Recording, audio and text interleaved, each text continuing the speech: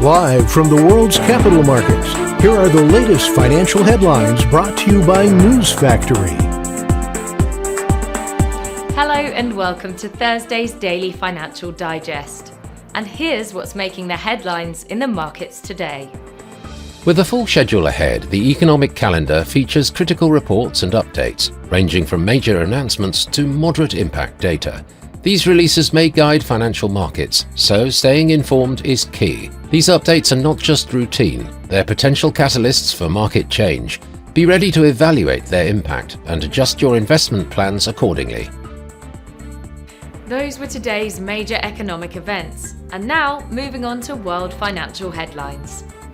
Gold prices jumped following news reports that US President Donald Trump planned to fire Federal Reserve Chair Jerome Powell, but trimmed gains after Trump denied the claim.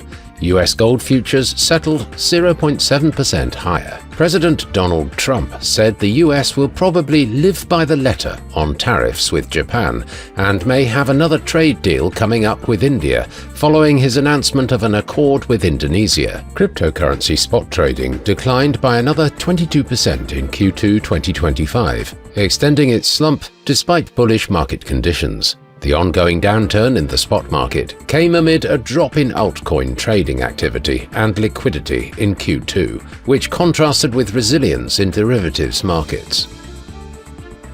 And now let's hear what our chief analyst picked up for us today. The Bitcoin-dollar pair exploded 1.1% in the last session. The ROC is giving a negative signal. The euro-dollar pair saw a minor rise of 0.2% in the last session. The CCI is giving a negative signal. The pound-dollar pair made a minor upwards correction in the last session, gaining 0.2%. The ROC is giving a negative signal. The Aussie got a slight bump of 0.1% against the dollar in the last session. The stochastic indicator is giving a positive signal. We hope that you've enjoyed Thursday's Market Outlook.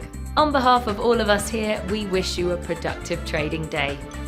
Be sure to join us tomorrow morning for the latest news and events from the financial markets.